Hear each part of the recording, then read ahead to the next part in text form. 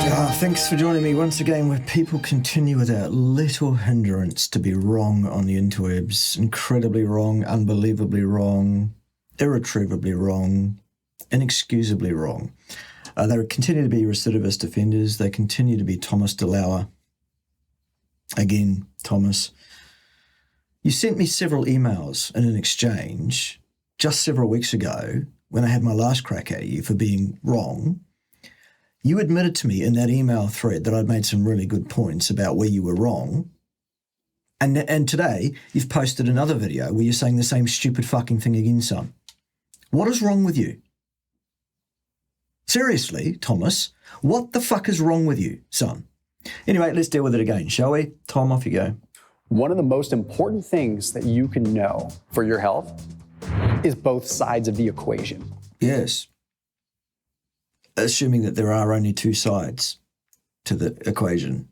Maybe it's simultaneous equations. Maybe there are 4 or 5 potential answers to any given question, perhaps.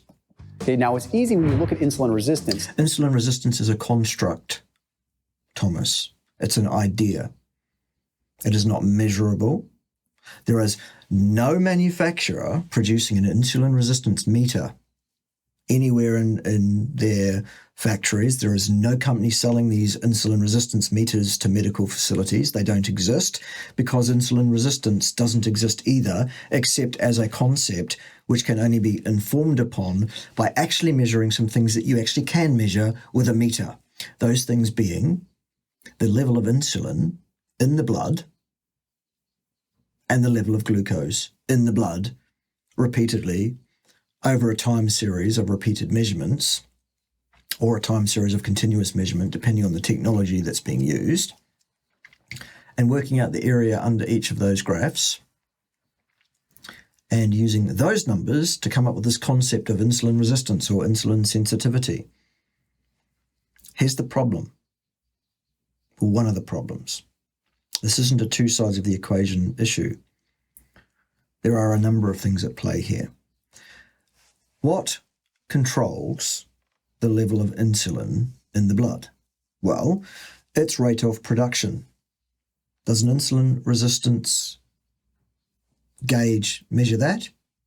No, it doesn't. The rate that insulin is removed from the blood, its use and breakdown. Is that informed upon by insulin resistance gauges? No. The rate of entry of glucose into the bloodstream. Does the insulin resistance gauge get at that? No. How about the rate of removal of glucose from the bloodstream? Does it get at that? No. All 4 of those things are free to vary independently of each of the other 3 and with an interaction with each of the other 3 as well. So there are feedback loops back into that as well, aren't there? We're already up to 6, 7, 8, 9, 10 different answers here that could be causing the one number that you get out of your insulin resistance metric. This is ridiculous, Thopmas. I could always stop the video here and be done with it because it's absolutely clear that you are once again talking completely out of your lane and completely out of your depth. You've been invited on several occasions to speak to me face to face so I can put you straight on this nonsense. And every time you make a pissant ridiculous fucking excuse not to do it.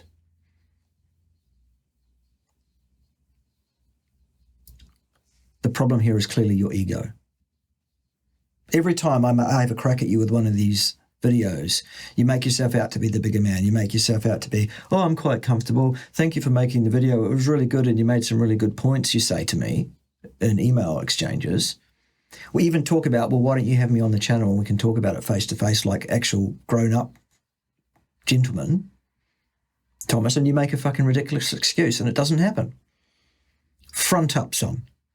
It's time we discuss this whole ridiculous insulin resistance nonsense in detail so that people can understand why it's of no value to talk about this construct. Okay? let alone what causes it. Jesus, that's a whole can of worms. To point the finger at glucose and glucose only, because glucose demands a lot of insulin and eventually that can cause a problem, right? But we do Yes. have to look at the other side too. No, that one other thing that has an impact, potentially. It's not the other side. This is not a two sides of a coin discussion at all. Saturated fat can also play a role in insulin resistance. In fact, it can play a very large role. Insulin resistance is a construct, Thomas. We've covered that. And I'm not in any way, shape, or form saying that you need to not eat fats. That's not me. Okay, you know that I am a lower carb kind of guy. I'm an advocate for that. But I suggest take what you learned from this video and massage your diet accordingly, because I'm going to give you some tips on how to change things. Oh, this will be interesting. So it's not about just not eating saturated fats. It's about watching the kinds of saturated fats you're eating, but also maybe changing up the kinds of fats you have now and then to avoid some of these potential issues. That's just words, Thomas. Is there any actual information going to be coming forward here? See, there's something called lipotoxicity. Again, that's a construct. That's just a buzzword. That's just a term that somebody's coined. How about hydrotoxicity? That exists too. Too much water is toxic. How about oxygen toxicity? That exists too. Too much oxygen will kill you. Lipotoxicity, goodness sake. And this is where you basically have lipid overload. Now, this can come from excess dietary fat, excess saturated fat consumption. No. It's very, very unlikely that you will overconsume saturated fat. There are very, very good satiety signals in play so long as you keep your carbohydrate and plant intakes as close to zero as is feasible and possible. But also adipose tissue, having excess. Which you won't have a significant amount of if you eat a species-appropriate, species-specific diet of the right macronutrient profile. If you had some and you change your diet to the appropriate, obviously it will take some time to melt that fat off. Yes. But once that's done, you won't have that issue. Fat on our body.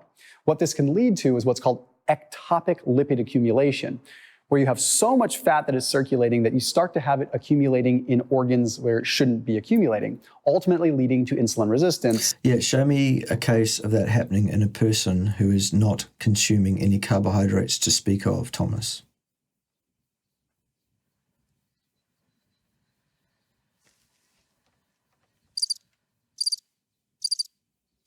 No? Okay.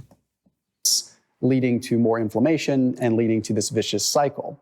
So to give you an overview, inflammation is probably the biggest player here. Yes, and the biggest underpinner of inflammation in the body is an activation of the negative effects of the Randall cycle as a result of mixing your diet in terms of fats and carbohydrates to any significant degree at all. Job's a good one. Take out the carbohydrates, no problem. No inflammation, no so-called insulin resistance to speak of. Okay? Okay, inflammation is at the root of insulin resistance in so many ways. Insulin resistance is a construct, Thomas. Now, at a molecular basis, you can look at insulin resistance in different organs, and there's all kinds of different things. There are all kinds of different causes for insulin resistance. Oh, so you do understand that. Why are you making this ridiculous fucking video then, Thomas? At different organ levels. But when you come back down to it, excess nutrient intake, whether it's excess glucose, excess fat, excess calories in... Okay. Excess glucose is any at all, because there is no requirement for the human system to consume any exogenous carbohydrate, not 1 gram ever. Excess fat you won't tend to do if you follow the first piece of advice appropriately. There are really good, really strong satiety signals that prevent that.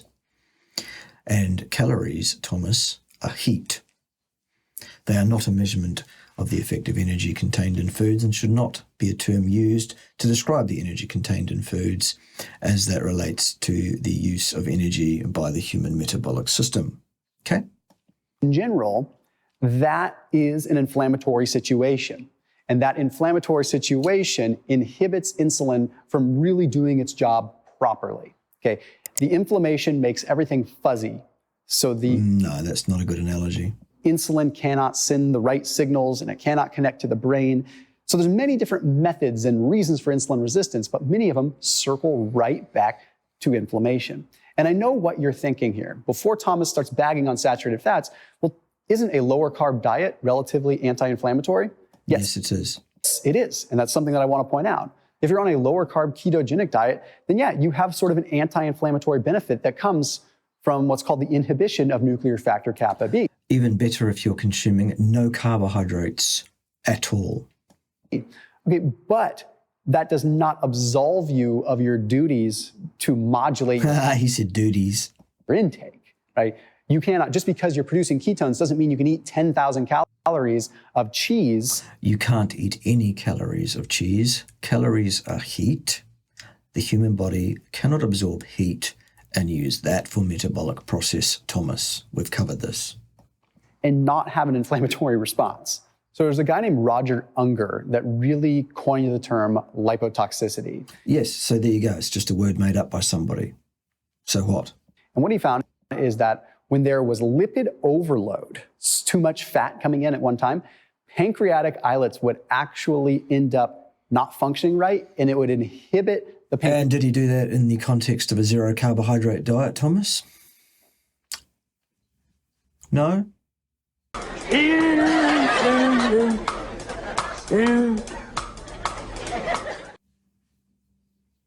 Well then, shall we move on? Pancreatic beta cells from producing insulin. So too much fat at one time actually stopped the pancreas from doing its job when it came down to producing insulin. Yes, in the context of a mixed macronutrient profile, including a significant amount of carbohydrate, Thopmas.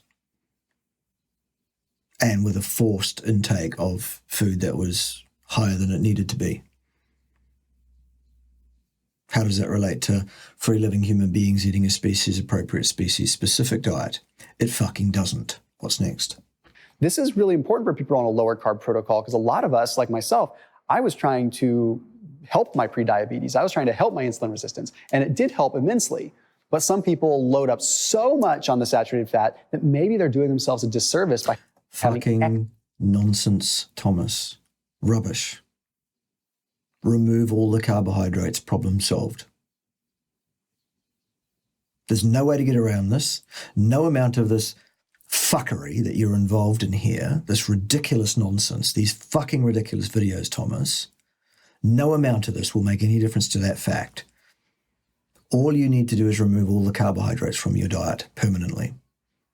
Job's good and problem solved. What's next? excess lipids that are negatively affecting the pancreatic beta cells. Now, what we found is that excessive... When have you ever been involved in doing any research, Thopmas, ever? Have you even ever seen the inside of a laboratory? We found. Lipids can affect other cells too.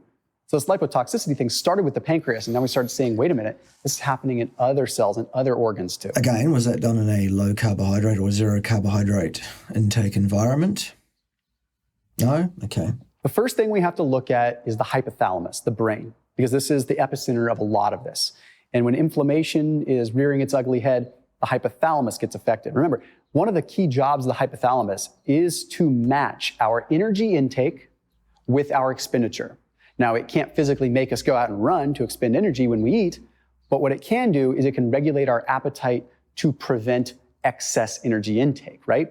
So, for example, if we are not eating enough... Unless, of course, you mix your macronutrients up, activate the Randall cycle's negative effects, and thus fuck up your body's ability to self-manage in that regard, turning those signaling processes down or indeed completely off, leading to vastly, grossly, hugely overeating, which does not occur if you remove all carbohydrates permanently from your diet.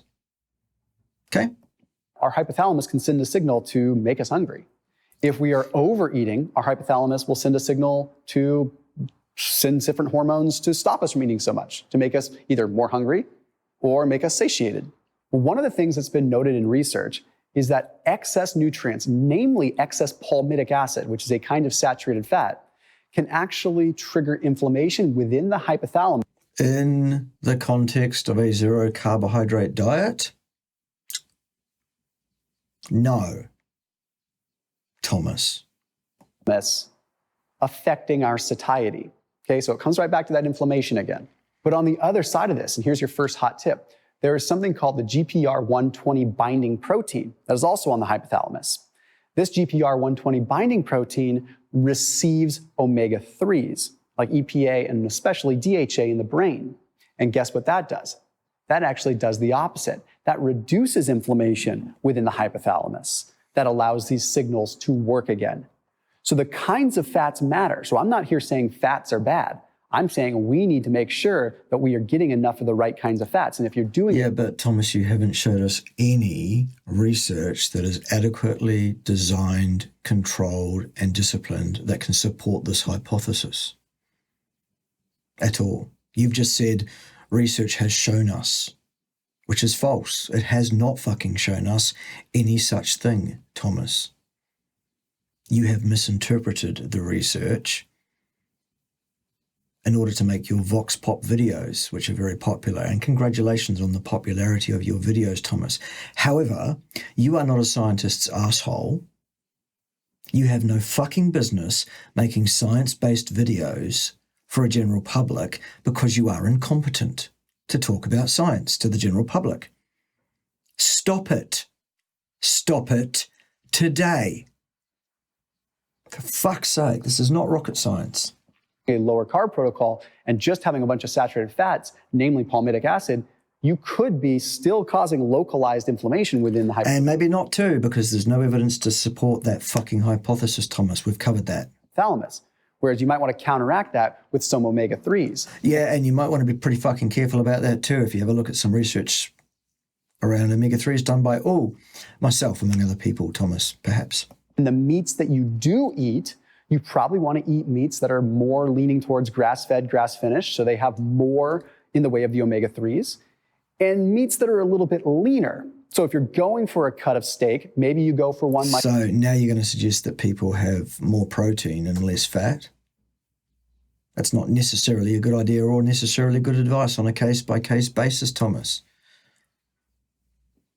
In fact, in some people, that's a very, very bad idea and they should do no such fucking thing. Dangerous, contraindicated malpractice. Stop it.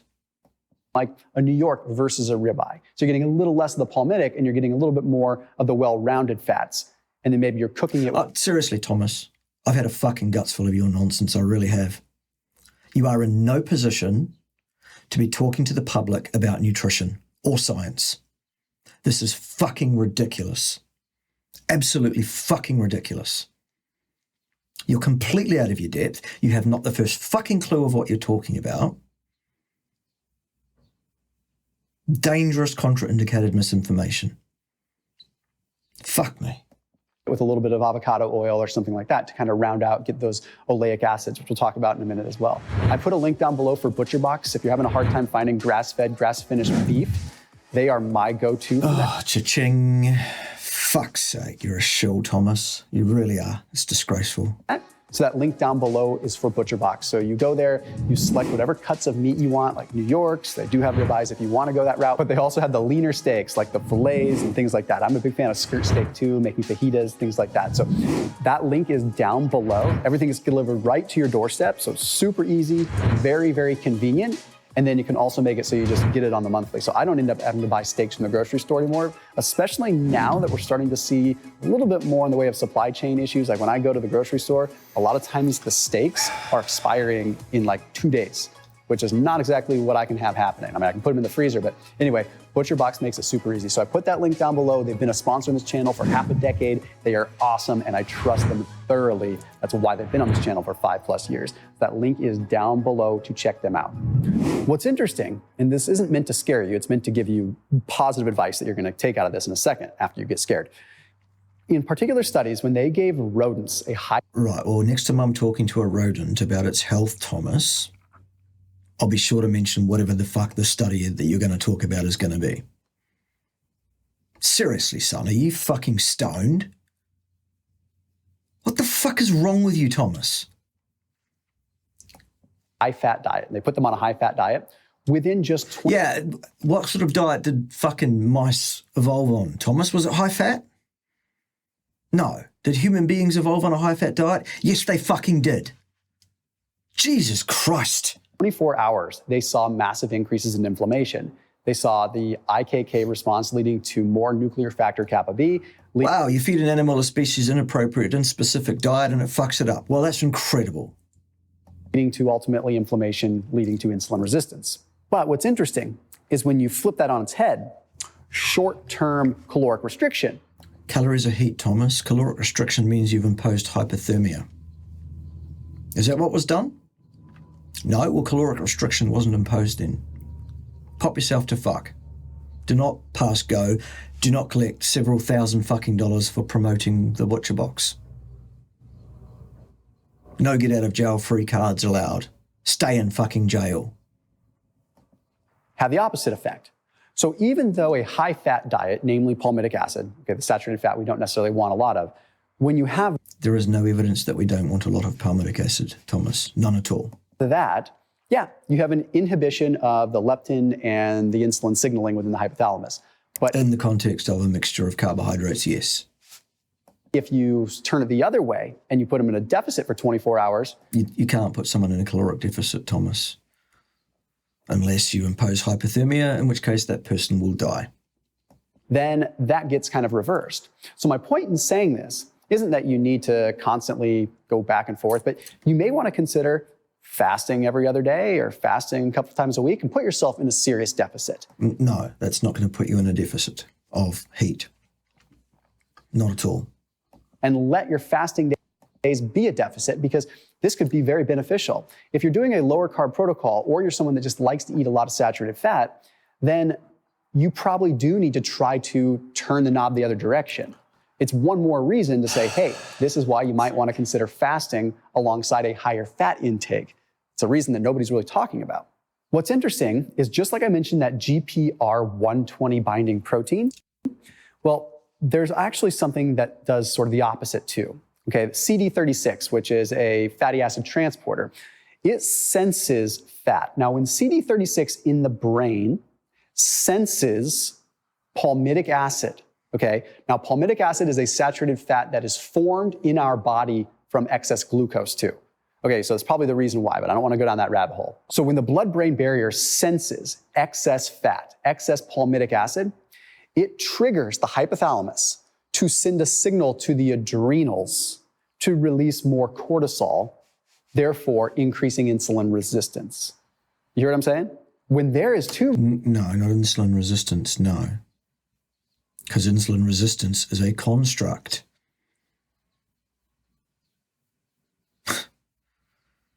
Jesus, you're completely, absolutely, utterly out of your depth, Thomas. It is well past time you remain silent on all these topics, or pay someone who does know what they're talking about. Okay? I know a bloke. Too much fat in the bloodstream and it hits the brain, it triggers a release of cortisol, which can lead to insulin resistance. No, not insulin resistance, no. But here's another good thing. The opposite happens with oleic acid. Okay, so just like CD36 can see the bad fats. So more reductionist mechanistic speculation without any fucking reference to what happens in a free living human being in the real world. Okay. They can also see good fats. So oleic acid is not a good fat. You're going to get from olive oil. That's not a good fat. You get from avocado oil, or eating olives, or just eating avocados. No, that's not good fats. Well, guess what? The brain senses those and it does the opposite effect. Okay, so it is about the kinds of fats that we eat. And again, I hate to throw the saturated fat under the bus because it's so beloved in the lower carb community. You're not throwing anything under the bus, Thomas, except your own semblance, even, of having any fucking credibility whatsoever. The only thing that's going under the bus here is your credibility, sunshine. Wow. And it doesn't mean you don't eat it, but the goal here is maybe 20% of your fat calories coming from saturated fat. Where did you get that number from? Where in the purple fuck did you get that number from, Thomas? What are you doing, son? And stop fucking doing it. Stop it. That's all I'm asking. I'm not asking you to cut it out. So you're asking us to do something based on a number you've pulled out of your asshole. Wow. Saying, hey, try adding other fats in. No. Monounsaturates and polyunsaturates are not a good thing in high relative amounts in our fat profile. Not good at all, for a myriad of other reasons that you haven't even touched on here, Thomas, because you're being a reductionist and an imbecile of the highest order. This is fucking disgraceful. Or periodically go lower fat. No, wrong. Do not do any such thing ever. To kind of switch it up and give your body a break. But when we A break? A break from what? Fuck's sake. Really granular and we really understand the biochemistry here. Yes, when we really understand the biochemistry, says Thopmas DeLauer, who has absolutely not one fucking minute of training in biochemistry. Good. We understand that adipose tissue is where a lot of this problem starts. That's why we see obese people having such higher instances of insulin resistance. No, not insulin resistance. That's a construct, remember? Because a lot of it does start in the adipose tissue. So this is exceptionally important for people that are a little bit overweight, that are doing a lower carb protocol and eating a lot of saturated fat. It's very important for them to be aware of this. Yes, it is. And they need to understand that the answer is to consume no carbohydrates at all. None. Because what happens is a fat cell can only grow so much. It can only expand so much. And once it reaches a certain point of expansion, it starts kind of leaking fats, leaks fatty acids out of it. And when this happens, it creates this like hypoxic environment. Okay, it triggers hypoxia, so a lack of oxygen. And no, it's not a lack of oxygen, no. This triggers a specific gene called HIF1. This HIF1 then triggers more inflammation. Okay, so now you have like an inflammatory response that is literally being created by the... Literally is a word you literally need to not use unless it's literally correct to do so. It's just a noise that's been thrown around like punctuation these days. Presence of adipose tissue, and adipose tissue that's trying to grow more and more. Now, normally in a healthy individual, insulin would actually stop fat from leaking fat into the bloodstream. So envision like a house full of lots of little free fatty acids. Well, normally insulin actually stops those little fatty acids from getting into the bloodstream. But remember that our cells are insulin resistant. So if our... No, they're not. That's a construct. Our fat cells are insulin resistant, then the insulin doesn't affect the fat cell anymore, and the fat cell leaks all these fatty acids into the bloodstream. And then what do? Well, they shouldn't be there. So we are now in a situation of lipotoxicity. We have too much fat, excess fat. Doesn't happen if you remove all the carbohydrates, Thomas. People don't overeat on fat and protein in general. Okay, we're done. Triggering all these hormonal cascades. Now these fats are circulating through the bloodstream, and guess what they're doing? They're going to other organs and causing issues with those organs. Not necessarily. For example, they go into the liver. That's why it's so interesting when you look at type 2 diabetics, 90% of the obese type 2 diabetics have a fatty liver. Does it make sense? They're insulin resistant. No, they're not. That's still a construct. So their fat is able to leave the cell easy. So it goes through the bloodstream, circulates through the bloodstream, and then goes to the liver. And guess what? The liver likes to store fat from these kinds of fats. It's actually easier for the liver to gain and accumulate fat from free fatty acids than it is from de novo lipogenesis from excess carbohydrates. Well, shock me. Don't get me wrong, excess carbohydrates can absolutely contribute to a fatty liver. And they do. Absolutely. Remove all the carbohydrates and the fatty liver will resolve. But it seems as though saturated fat might be actually an even bigger driver. Fucking nonsense. Utter, pustulous, excremental, rancid fucking nonsense, Thomas. No science underpins that claim whatsoever. False. Of a fatty liver, if it's in excess. So once the liver becomes sort of insulin resistant, It doesn't. That's a construct. Still. it has the inability to deal, so it just starts storing fat. So you can see how it all circulates. And it may sound like I'm this anti-saturated fat guy. No, it sounds like you're an idiot, Thomas. It sounds like you're a buffoon who's completely out of his depth, trying to sound educated on a topic that you're fucking not. This is ridiculous. God's sake. Absolutely fucking ridiculous. I mean, I'll let you know that I had cheese on my omelet this morning, right? I'm not afraid of saturated fat, but I'm not a fan of sitting down and eating 90% of my fat from saturated fat because Well, who's suggesting you should? That's not enough protein. Idiot. the research is still out there. So even though we have to look at it with both sides, No, it's not a both sides issue. Multiple control levers of multiple different metabolic parameters leading to a presentation of two curves, one for glucose in the blood and the other one for insulin in the blood, and how that interacts with the cells of the body in various different tissues and organs at various different times for various different reasons. Not a two-sided coin. Not at all. A milieu, as is everything that happens in the human body. we really can still know that, okay, what I'm doing is okay. I just need to take periodic breaks. So here's your takeaways. You don't need to take a break from eating a species-appropriate, species-specific diet, Thomas. In fact, you should not take a break from doing so. So you have them. Okay. Olive oil, avocado oil, as much as you can. No. Bad idea. Absolutely horrific advice, Thomas. No. Because that's going to keep that sense alive in the No, it's fucking not. No. hypothalamus. It's going to attenuate that inflammatory response a No. Wrong. False. little bit more. Okay, that is a really big one. No.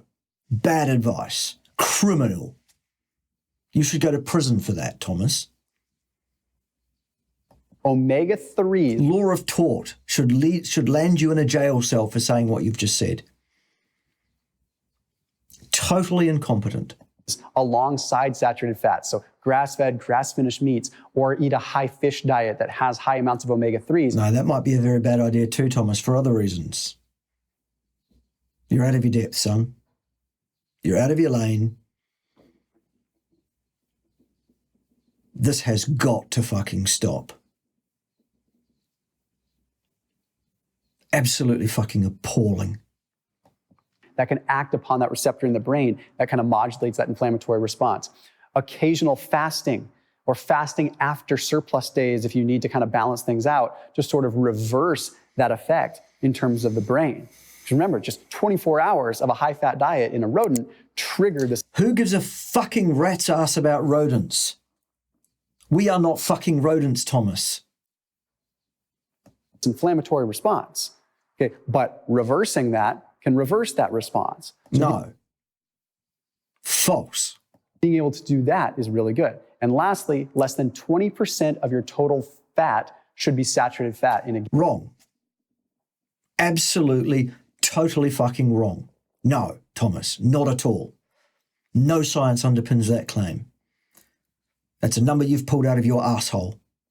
It's fucking disgraceful. It's ridiculous. It's erroneous. Means wrong. Bad advice. Wow. given day, unless you're willing to offset it with some additional activity or something like that. As always, keep it locked in here on my channel. See you tomorrow. Don't do that, boys and girls. You have got to stop listening to this fucking idiot. This is absolutely, utterly fucking unbelievable what we've seen here today. This is the worst video I have ever seen you make, Thomas. This is unacceptable. This is unforgivable. I have had an absolute skinful of your fucking nonsense. And it's time you fronted up for the lessons that you are going to get fucking taught by an actual scientist here. You need to have what you're saying in your videos vetted by a competent scientist before you say it. You are doing damage to the general public here. You are leading people up the garden path with advice from fuck knows where about stuff you don't know dick about fuck regarding. Stop it. Right, the rest of you, you know the drill. Don't let the door hit you in the arse on the way out. We'll have some music to have a bit of a light finish to what's been a very fraught little video, and quite rightly so too. Right, music, 2, 3, 4.